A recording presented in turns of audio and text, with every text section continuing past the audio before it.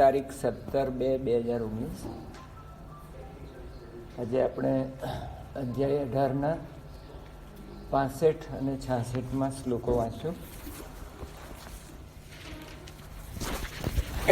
બંને શ્લોકો અત્યંત મહત્વના છે અને ગીતાજીના ચરમ શ્લોકો, સારભૂત શ્લોકો ગણવામાં આવે છે.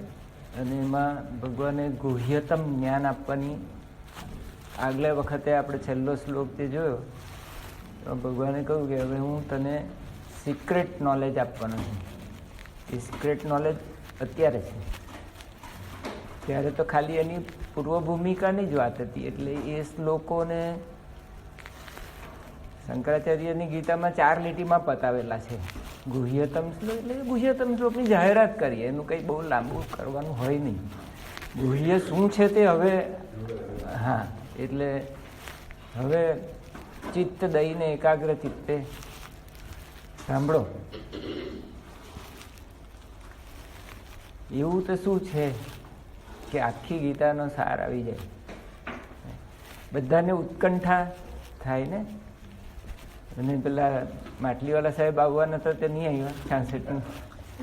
66નું ક્યારે, 66નું ક્યારે.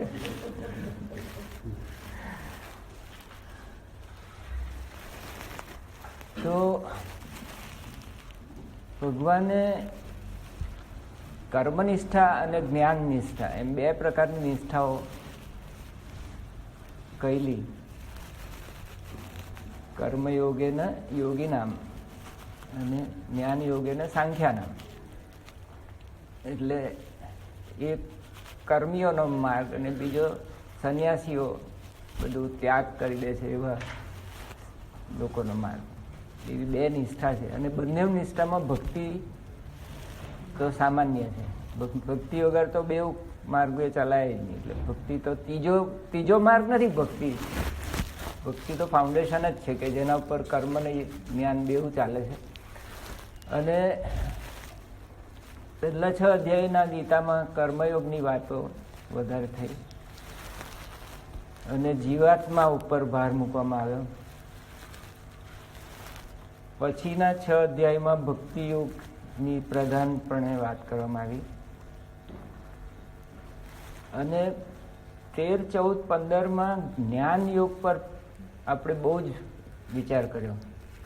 ક્ષેત્રજ્ઞ યોગ, ગુણત્રય વિભાગ યોગ અને પુરુષોત્તમ યોગ. એમાં તો જ્ઞાનથી ભરેલી વાતો આપણે બહુ કરી. અને ઇવન 18મા અધ્યાયમાં પણ ભગવાને રિપીટેડલી પહેલા કર્મયોગ પછી જ્ઞાન યોગ એમ વારાફરતી બંને ઉપર ભાર આપ્યા કીધું. પછી ભગવાન થયું કે આ હવે મારું વક્તવ્ય પૂરું થવાનું છે. તો જે કંઈ આપણે વાત કરી ગયા એ બધા જ સાંભળનાર શ્રોતાજનોને અર્જુનના નિમિત્તે હવે સારભૂત શ્લોક હું કહું. તો જે 65મો શ્લોક છે એ 9મા અધ્યાયમાં બરાબર મધ્યમાં ગીતાની 9મા અધ્યાયના એન્ડમાં બી શબ્દશ એ જ શ્લોક આવી ગયો છે. એક્ઝેક્ટલી પહેલું જે ઉપરની કડી છે એ કડી તો એક્ઝેક્ટલી ડિટ્ટો એની એ જ છે. એટલે આ શ્લોક કેટલો બધો મહત્વનો છે તેનો ખ્યાલ આવશે. અને ગુરુજીએ લખ્યું છે કે એમના ગુરુજી યુક્તેશ્વરજીએ તો ગીતાની ખાલી પહેલા 9 અધ્યાયની જ ટીકા કરેલી છે. બાકીનાની ટીકા આપવાની ચિંતા જ કરી નથી. કારણ કે એમણે જોયું કે 9 અધ્યાયમાં જો કોઈ બરોબર સારી પેઠે આ 9 અધ્યાય જો પહેલા ભણશે તો 18 અધ્યાય એમાં આવી જાય છે. એટલે એમણે તો વધારે પછી આગળ જવાની બહુ દરકાર જ કરી નહીં. આ તો આપણા ગુરુજી કેટલા સારા છે કે છે બધા જ અધ્યાય પૂરેપૂરા આપણને ભણાવી રહ્યા છે. તો આપણે હવે 65મો શ્લોક વાંચશું. 448મું પાનું ઉપર લખીએ ભગવાનની ભક્તિ કરવાની આજ્ઞા અને તેનું ફળ. હવે જો આ 65મો છે ને એમાં શંકરાચાર્ય મહારાજના કહેવા પ્રમાણે કર્મયોગનો સાર આવી જાય છે અને 66માં જ્ઞાન યોગનો સાર આવી જાય છે. અને ભક્તિ તો બંનેમાં કોમન રહેવાની જ છે. શ્લોક આ પ્રમાણે છે: મન્મના ભવ મદ ભક્તો મદ યાજી મામ નમસ્કુરુ. 4 વસ્તુ છે: મારામાં મન, મારો ભક્ત, મારું યજન એટલે પૂજન, યજ્ઞ, અને મને નમસ્કાર કરે. અને આવું કરશે તો શું થશે? તો કે મામ એવ ઐષ્યસી સત્યમ તે પ્રતિજાને, સત્ય પ્રતિજ્ઞા કરું છું. કેમ? તો કે તું મારો અત્યંત પ્રિય છે. એટલે આપ સૌ સાંભળવાવાળા શ્રોતાજનો ભગવાનને અત્યંત પ્રિય છે. ભગવાનને જેટલા જીસસ ક્રાઇસ્ટ પ્રિય છે, સન ઓફ ગોડ, અથવા તો કૃષ્ણ ભગવાન અવતાર તરીકે જેટલા પ્રિય છે, એટલા જ પ્રિય, અથવા કૃષ્ણ ભગવાનને અર્જુન જેટલો પ્રિય છે, એટલા જ પ્રિય ભગવાનને આપ સૌ છો. એવું ગુરુજીએ વારંવાર જુદી જુદી જગ્યાએ કહેલું છે. એક જગ્યાએ નહીં પણ ઘણી બધી જગ્યાએ આ વસ્તુ કહેલી છે. શું આપ સૌની વાતમાં શ્રદ્ધા છે કે સહેજ પણ શંકા રાખ્યા વગરમાં આ વાત સત્ય માનજો કે ભગવાનને આપ સૌ, ભગવાનને જેટલા જીસસ ક્રાઇસ્ટ પ્રિય છે, સન ઓફ ગોડ, એટલા જ આપ સૌ સાંભળનારાઓ બધા ભગવાનને પ્રિય છે. અને તમને બધાને મોક્ષ મળે એવી પ્રતિજ્ઞા ભગવાનની છે. સત્યમ તે પ્રતિજાને, પ્રતિજ્ઞા કરું છું, હું પ્રતિજ્ઞા કરું છું. ભગવાન કહે છે કે આ પ્રમાણે જો તું કરશે, મન્મના મદ ભક્ત મદ યાજી મામ નમસ્કુરુ, તો મારી પ્રતિજ્ઞા છે કે તું બી મોક્ષ પામશે. બરાબર છે? હવે આ શ્લોક આપણે વાંચશું. મન્મના ભવ મદ ભક્તો મધ્યાજી મામ નમસ્કુરુ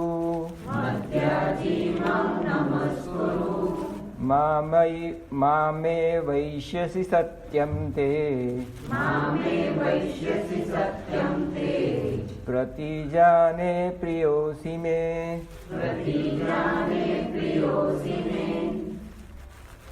મન મનાહા, હે અર્જુન, તું મારામાં મન પરોવનાર થા. હવે આ મારું એટલે કોણ? તો કે સચ્ચિદાનંદ ચૈતન્ય, સર્વવ્યાપી સચ્ચિદાનંદ ચૈતન્ય, કુટસ્થ ચૈતન્ય, બ્રહ્માંડ વ્યાપી બ્રહ્મ ચૈતન્ય, કોસ્મિક કોન્શિયસનેસ. તો પરમાત્મા અહીંયા શરીરધારી દેવકી નંદન, વાસુદેવ નંદન કૃષ્ણ નથી કે જે અષ્ટમીએ જન્મ થયો અને પારધીના તીરથી વિદાય લીધી, એ નહીં, પરંતુ જે અવ્યક્ત બ્રહ્મ ચૈતન્ય, બ્રહ્માંડ વ્યાપી સર્વવ્યાપી ચૈતન્ય છે, એ તરીકે અહીંયા એ મારાની જગ્યાએ તમારે એ વાંચવાનું છે. સર્વવ્યાપી ચૈતન્ય બોલી રહ્યું છે જાણે કે આપણી સમક્ષ. એટલે કે એ ચૈતન્ય અર્જુનના જમાનામાં જે હતું તે અત્યારે પણ છે કે નહીં, એ રીતે કોન્શિયસનેસ સ્પીકિંગ, રાઈટ? એટલે કોન્શિયસનેસ હું તરીકે ઉદ્બોધન કરી રહેલી છે. મદ ભક્ત એટલે તો પછી કોનો ભક્ત? શરીરધારી કૃષ્ણનો પણ થઈ શકે, અથવા અનેક અવતારોનો બી થઈ શકે જેને એનામાં રહે, અથવા તો અરૂપ નિરંજન નિરાકાર નિર્ગુણ જે બ્રહ્મ ચૈતન્ય એનો ભક્ત પણ થઈ શકે. અને આ બધી ભક્તિ, એક રૂપ ભક્તિ કૃષ્ણની, અથવા અનેક રૂપ ભક્તિ, વિશ્વરૂપ દર્શન, અનેક રૂપ ભક્તિ, અથવા અરૂપ ભક્તિ નિર્ગુણ નિરાકાર, એ બધી એક એક કરતા ચડિયાતી ભક્તિઓ છે. રાઈટ? મદ ભક્ત, મારો ભક્ત ભવ બની જા. મદ યાજી, મારું પૂજન કરનાર. યાજી યજન એટલે પૂજન પણ થાય અને યજ્ઞ પણ થાય, એટલે આપણો ક્રિયા યજ્ઞ પણ આવે એમાં. ભવ થા. અચ્છા, એ યજ્ઞ એટલે ક્રિયા યજ્ઞ થાય એવું કોઈ જગ્યાએ આપેલું છે શાસ્ત્રમાં? આપેલું છે. હોલી સાયન્સમાં યુક્તેશ્વરજીએ લખેલું છે, તપ સ્વાધ્યાય બ્રહ્મ નિધાનાની યજ્ઞા. એટલે પ્રણવનો જપ કરો, ક્રિયા કરો, એ બધું જ યજન અથવા યજ્ઞમાં થાય. એટલે એ પૂજન કરવાનો એક પ્રકાર જ છે, ઈશ્વર પ્રણિધાન. ઈશ્વરને શરણાગતિ કરીએ આપણે, એ ક્રિયાયોગનો જ એક પ્રકાર છે, જુદા નથી ક્રિયાયોગથી. ક્રિયાયોગ એટલે આપણા બધાના મગજમાં શું છે કે પેલો જે આપણે શ્વાસ અમુક રીતે લઈએ છીએ ગુપ્ત રીતે, બીજા કોઈને ખબર નથી, એ જ ફક્ત ક્રિયાયોગ છે એવું નથી. ઈશ્વરનું યજન, કોઈ અજ્ઞાની માણસ બી ઈશ્વરની ભક્તિ કરતો હોય તો તેને અજ્ઞાની ગણવો કે આ બધા કુંભ મેળામાં જઈ આવ્યા હતા, કેટલાય લોકોને આ કશું કંઈ ખબર નથી ને ફક્ત શ્રદ્ધાને બળે જાય છે, એ બી ભગવાનના ભક્ત જ છે. ભગવાનને બધાને માટે એટલો જ પ્રેમ છે. મારું પૂજન કરનાર થા, મામ મને નમસ્કુરુ પ્રણામ કર, એવમ આમ કરવાથી તું મામ મને એટલે સચ્ચિદાનંદ પરમાત્માને ઐશ્યસી પામીશ. તું એટલે કોણ? જીવાત્મા. અને હું એટલે કોણ? પરમાત્મા. એટલે ગુરુજીના ભાષાંતરમાં ઘણી જગ્યાએ લઘુ આત્મા અને મહાન આત્મા શબ્દ વપરાયેલા છે વારે ઘડીએ. એટલે જીવાત્મા અને પરમાત્મા. અને આખા શ્લોકનું મિનિંગ છે જીવાત્મા પરમાત્માનું ઐક્ય. એ ગુરુજીએ વારંવાર કહેલું છે. હિન્દી ભાષાંતર જ્યાં એમણે જે કહ્યું તે કોણે સાંભળ્યું? બેલાબાને મોકલેલું તે એકવાર. વાંચવામાં તો કેટલો બધો શ્રમ પડે, વાંચવામાં તો કેટલો બધો ટાઈમ જાય, પણ સાંભળવામાં કઈ શ્રમ પડે કે? હે? એટલે કે 1% પણ નથી સાંભળતું. તમે એક છો અને અહીંયા આગળ કેટલા જણ છે ગણી જોઈએ તો 4, 5, 6, 7, 8, 9, 10, 11, 12, 13, 14, 15 માંથી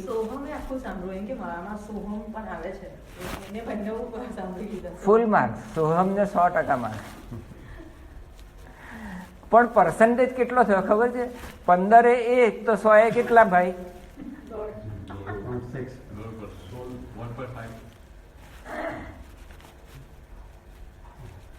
તૈયાર માલ છે. આમ તેમ હરતા ફરતા ખિસ્સામાં રાખીને મૂકીએ તો બી સંભળાયા કરે. વોક લેતા લેતા બી કોઈ વોક નથી લેતા, 15-20 મિનિટ બી વોક નથી લેતા. એટલો વખત બી ગજવા મૂકીને ચાલુ કરે તો જેટલું આ 10-10 મિનિટના બી નથી, 8-8 મિનિટના છે કદાચ. તો કઈ કઈ વખતે સાંભળી શકાય? વોક લેતા સંભળાય કે નહીં? ઉપર અગાસીમાં જઈને તું વોક લે તો કારમાં બી સંભળાય કે નહીં? નહીં. એટલે હું આવા બધા સવાલ જવાબ વિનંતી સ્વરૂપે કરું છું કે કોઈ માણસ આટલું બધું મહેનત હે ઓકે ઓકે તો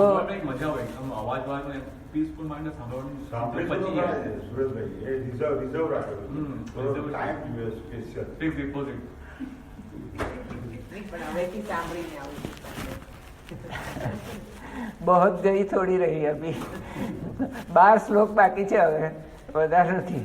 યાત્રા પૂરી થાય છે આપણી હવે.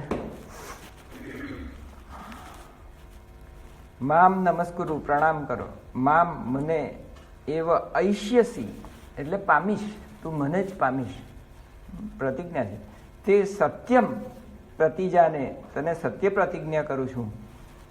કેમ કે તું મને ઘણો જ પ્રિય છે. તું જીવાત્મા મને પરમાત્માને ઘણો જ પ્રિય છે. બરાબર છે? કારણ કે બંને જે પરમાત્મા છે તેનું જ પ્રતિબિંબ જીવાત્મા છે એવું ગુરુજીએ આમાં કહેલું છે. ગુરુજીએ કહે છે કે આ દરેકની અંદર છૂટો છૂટો શરીરમાં દેખાતો જાણે કે સેપરેટ જે આત્મા છે, જે જીવાત્મા છે, એ પેલો એક સૂર્યરૂપી સચ્ચિદાનંદ પરમાત્મા છે, પરમ આત્મા, એના જાણે કે પ્રતિબિંબ છે. આ બધી જુદી જુદી વાસણો છે અને એ વાસણોની અંદર પ્રતિબિંબ પડે છે. પાણી છે ને એમાં પ્રતિબિંબ પડે છે. એટલે સૂર્યના જે પ્રતિબિંબ એવા તમે છો બધા. માટે બંને વચ્ચે જે પ્રકાશ છે એ તો એક જ છે. એટલે સચ્ચિદાનંદ પરમાત્મામાં જે સચ્ચિદાનંદ છે તે જ તમારી અંદર બી સચ્ચિદાનંદ છે. એટલે તમારી વચ્ચે ઐક્ય છે, ભિન્નતા નથી, અભેદ છે, અદ્વૈત છે, દ્વૈત નથી. જાણે કે દ્વૈત છે પણ ખરેખર નથી. સત્ય રીતે જુઓ તમે, truth is that both are the same. That is the good જ્ઞાન. That is the good જ્ઞાન. Soham is the good જ્ઞાન. I am that. ગુરુજી કે છે બ્રહ્માનંદમ પરમ સુખદમ કેવલમ જ્ઞાન મૂર્તિમ દ્વંદાતીતમ ગગન સદસમ તત્વમસ્યાદિ લક્ષ્યમ.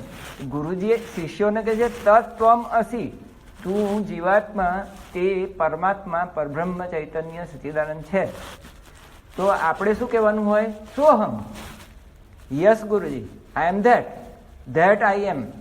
સો એટલે ધેટ, અહમ એટલે હું, ધેટ આઈ એમ. તો શું ગૂઢ કહેવાના હતા ભગવાન? કયું ગૂઢ જ્ઞાન કહેવાના હતા? સોહમ જ્ઞાન. અહમ બ્રહ્માસ્મિ. નથી કહેતા વારંવાર સ્મરણાનંદજી કે અહમ બ્રહ્માસ્મિ? આ પરમાત્મા, અમારું શાસ્ત્ર કહે છે કે સચ્ચિદાનંદ સ્વરૂપ છે. Is the eternal truth, eternal existence, which is eternally conscious, eternal consciousness, અને which is eternal blissful, that God. એવી પરમાત્માની ડેફિનેશન સ્મરણાનંદજી વારઘડીએ આપણને આપણા ઉપનિષદોના સાર રૂપે આપે છે. પછી કે એ બ્રહ્મ જ આ સર્વ કંઈ દેખાય છે તે પણ છે. એટલે વિશ્વરૂપ તરીકે જે કંઈ બી દેખાય છે એ સમસ્ત વિશ્વરૂપ છે, એ પણ સચ્ચિદાનંદ જ છે. એના પ્રતિબિંબો કદાચ છે. એટલે બધા જીવો છે એ પણ સચ્ચિદાનંદના પ્રતાપ. એટલે જીવો બ્રહ્મૈવ. શંકરાચાર્ય કહે છે જીવો બ્રહ્મૈવ ન અપર, એનાથી જુદો નથી, અભેદ છે. એટલે અભેદની જ આ તો સત્ય પ્રતિજ્ઞા છે. That is your truth. સત એટલે સત્ય, ચિત્ત એટલે ચૈતન્ય. તમે સત્ય સ્વરૂપ છો, ચૈતન્ય સ્વરૂપ છો, આનંદ સ્વરૂપ છો. તો પછી આનંદનો અનુભવ કેમ નથી થતો આપણને? એ પછી આવીએ. હવે આનું આખું ભાષાંતર વાંચીએ. હે અર્જુન, તું મારામાં મન પરોવનાર થા. એટલે હું જે સચ્ચિદાનંદ આત્મા છું તમારો, એ આત્માની અંદર મન પરોવ, બીજી કોઈ જગ્યાએ નહીં. અવ્યભિચારી આત્મભક્તિ કરો. મારો ભક્ત થાય એટલે આત્માનો ભક્ત થાય. આત્માનુરક્તિ કર. સ્વરૂપ અનુસંધાનમ એવ ભક્તિ, એવું વિવેક ચૂડામણીમાં શંકરાચાર્ય મહારાજ કહે છે. ભક્તિની ડેફિનેશન બધા જ સાધનોમાં ભક્તિ એવા ગરીયસી. જેટલા બી મોક્ષના સાધનો છે એમાં ભક્તિ મોટામાં મોટું ગુરુ ગરીયસી સાધન છે, મોટું સાધન છે. તો એ ભક્તિની ડેફિનેશન શંકરાચાર્ય મહારાજ આપે છે સ્વરૂપ અનુસંધાનમ. સ્વરૂપનું સતત અનુસંધાન કરીએ પ્રેમપૂર્વક, એમાં અનુરક્તિ અનુરાગ રાખીને. આપણું મન જે બહાર ભટકવા ચાલી જાય છે એને વાળીને અંદર વારે ઘડી અંદર જ પરોવવું. ત્યારે શું થાય કે ચિત્તવૃત્તિઓ શાંત થઈ જાય.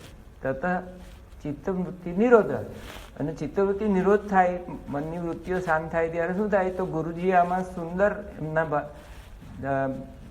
છે તે શ્લોકમાં લખેલું છે કે તે વખતે આપણું મન જે અશાંત હોય છે તે પ્રશાંત થાય.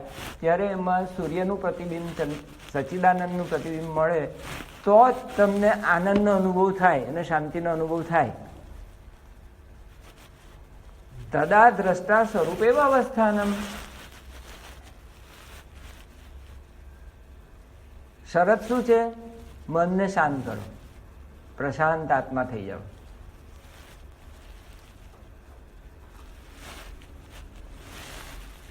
હે અર્જુન, તું મારામાં મન પરવનાર થા, મારો ભક્ત બની જા, મારું પૂજન કરનાર થા, મને પ્રણામ કર.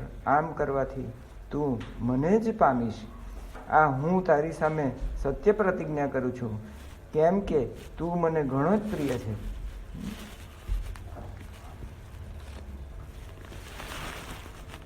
તો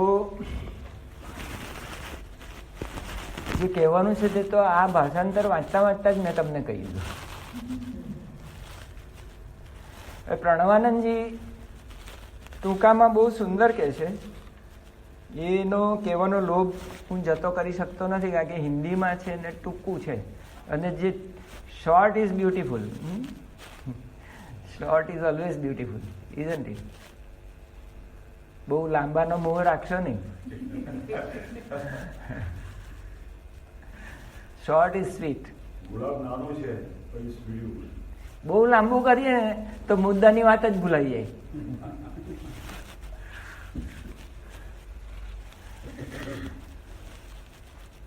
भगवान अभी कुछ देर पहले कहते थे तम अभ्यर्च्य सिद्धिम विन्दन्ति मानव। આગળ આવી ગયું ને 46 કે 47 શ્લોકમાં, સ્વે સ્વે કર્મણિ અભિરતો સિદ્ધિમ વિन्दતિ માનવ અથવા યતઃ પ્રવૃત્તિર્ભૂતાનામ યેન સર્વમિદં તતમ સ્વકર્મણા તમ અભ્યર્ચ્ય સિદ્ધિમ વિन्दતિ માનવ. તે શ્લોક છે. એટલે પોતપોતાના કર્મમાં જે સારી પેટલે પ્રામાણિકપણે બીજાની સેવા કરવાના હેતુથી યજ્ઞની જેમ કરે છે. યજ્ઞ એટલે એવું કર્મને એવું રૂપ આપવું, કર્મયોગનું રૂપ આપવું કે જે સાર્વજનિક હિત માટે જ હોય. વોટ ઇઝ યજ્ઞ?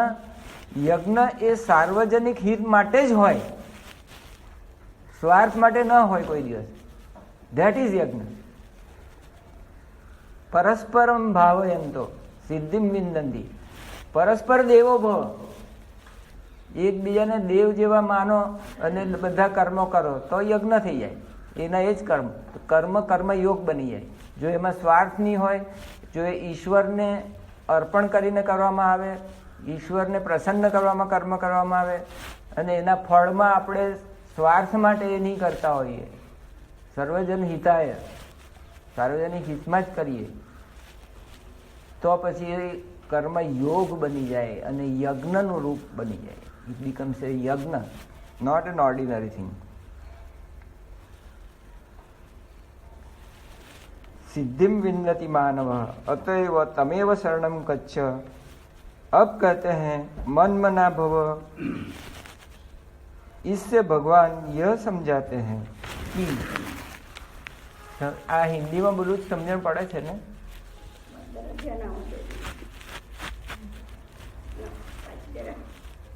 હવે એને બંધ કરી દો.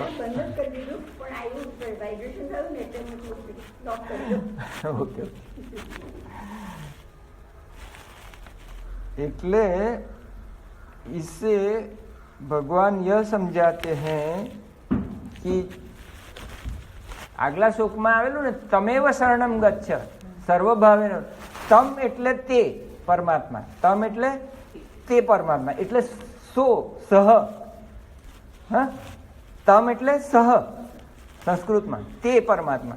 તે માટે સહ શબ્દ છે અને હું મારા માટે અહમ મમ શબ્દ છે સંસ્કૃતમાં. રાઈટ? એટલે એ ઈશ્વરને માટે તમ શબ્દ વાપરેલો. जिससे भूत गणों की प्रवृत्ति यतः प्रवृत्तिर्भूता नाम, जिससे यह समस्त व्याप्त ये न सर्वम इदम ततम. ततम એટલે વ્યાપ્તમ. જેમ આ કાપડની અંદર તાણાવાણાથી બધું વ્યાપ્ત થઈ ગયેલું છે, એટલે કપાસના દોરાથી વ્યાપ્ત છે, કપાસથી વ્યાપ્ત છે આખું ને આખું કાપડ, એવી રીતે આખું બ્રહ્માંડ પરમાત્મા રૂપી તાણાવાણાથી વ્યાપ્ત છે. યેન સર્વમ ઇદમ તતમ. આખું ને આખું બ્રહ્માંડ જે કંઈ બી દેખાય છે, તારાગણો, નક્ષત્રો, મનુષ્યો, પ્રાણીઓ, એ બધું એ પરમાત્માથી વ્યાપ્ત છે. કોઈ ચીજ એવી ખાલી નથી કે જેમાં વાસુદેવ ન હોય. બ્રહ્માંડના કણે કણમાં વાસુદેવ છે, તતમ વ્યાપ્તમ. અને આપણા પિંડના શરીરના કોષે કોષમાં વાસુદેવ વ્યાપ્ત છે, તતમ વ્યાપ્તમ. યતઃ પ્રવૃત્તિર્ભૂતામાન. આપણા શરીરની જે કંઈ બી પ્રવૃત્તિ, શ્વાસોશ્વાસથી માંડીને વિચારથી માંડીને ઇમોશન્સ જે કંઈ બી છે આપણા, એ બધા પરમાત્માને લીધે એ શક્તિ, એની ભાડુતી શક્તિથી આ બધું ચાલી રહેલું છે. અને એની વ્યાપ્તિ આપણા કોષે કોષમાં છે. કોઈ એક કણ બી એવો નથી કે જ્યાં પરમાત્મા ન હોય.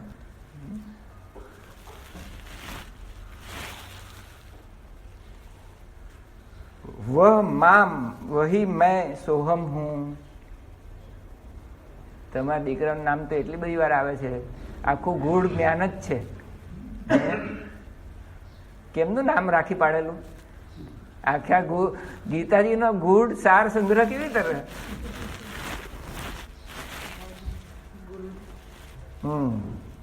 वही मैं सोहम हूँ. वह सोहम ज्ञान सर्व गुह्यतम है. જે આગલા શ્લોકમાં ગુહ્યતમ, સિક્રેટ, ધેટ ઇઝ ધીસ. હવે પેલા શ્લોકને પાછા હમણાં અડધો કલાક લમણાજી કરતે તે સારું થયું કે આ ગુહ્યતામ શું છે.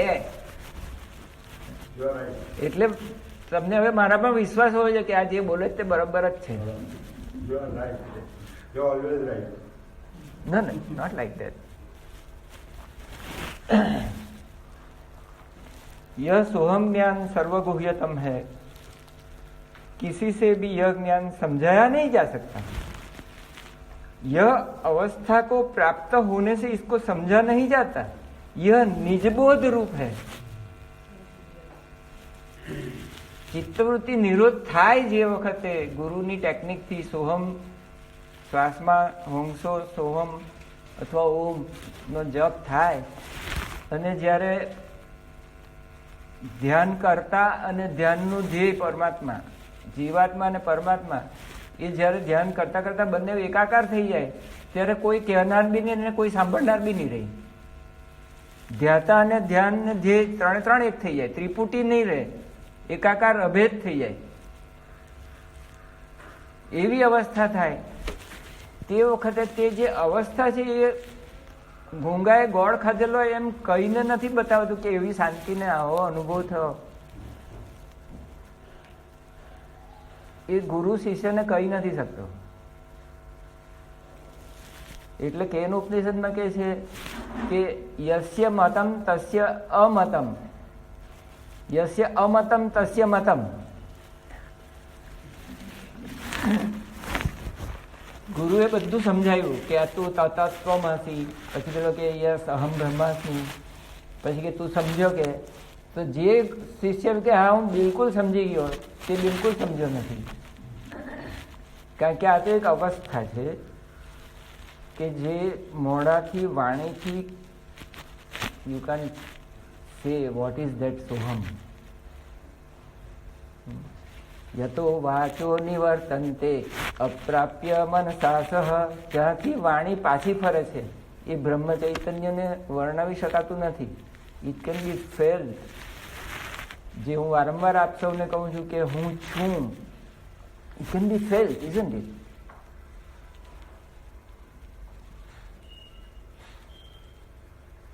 તમારા સોહમ કુમારને આપણે આ અનુભવ કરાવેલો આપણે, અને તે વખતે તમે બધા બી અનુભવેલું. I exist, I am alive, I can feel that I am alive, I can feel that I am conscious, I am conscious of the fact that I am alive, I am conscious of the fact that I exist. હું સભાન છું એ બાબતમાં કે હું જીવંત છું, હું જીવંત ચૈતન્ય છું, હું જીવંત અસ્તિત્વ છું. એ બાબતમાં શું આપ સભાન છો કે નથી?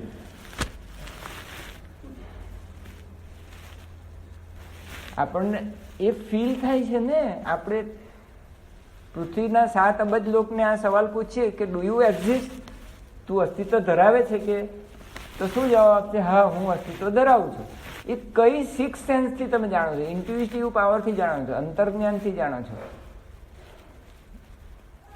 એ કોઈ ઉપદેશથી નથી જાણવામાં આવતું.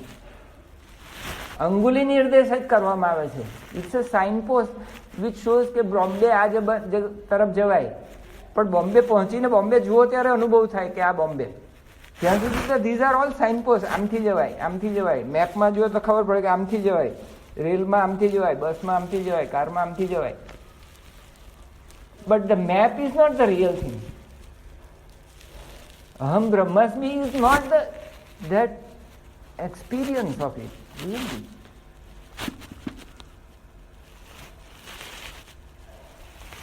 किसी को यह ज्ञान समझाया नहीं जाता. इस अवस्था को प्राप्त न होने से इसको समझा नहीं जाता. यह निजबोध रूप है. તમારા પોતાના સ્વાનુભવથી જ આ અનુભવમાં આવે છે. હવે સ્વાનુભવ તમને થયો કે નથી થયો? કોઈ દિવસ વારંવાર થયો છે. અહીંયા આગળ જ આપણે બધાને.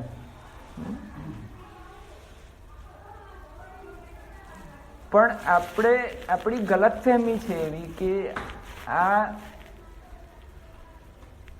કોઈ જીસસ ક્રાઇસ્ટને જ અનુભવ થઈ શકે છે. That's the wrong. હા, એ અનુભવ લાંબો ટકતો નથી. અને આપણે જે સાધના કરીએ છીએ તે અનુભવને ટકાવી રાખવા કરીએ છીએ. નહીં કે અનુભવને નવેસરથી કોઈ વાર થયો નથી ને હવે કરવા માટે કરીએ. You get my point?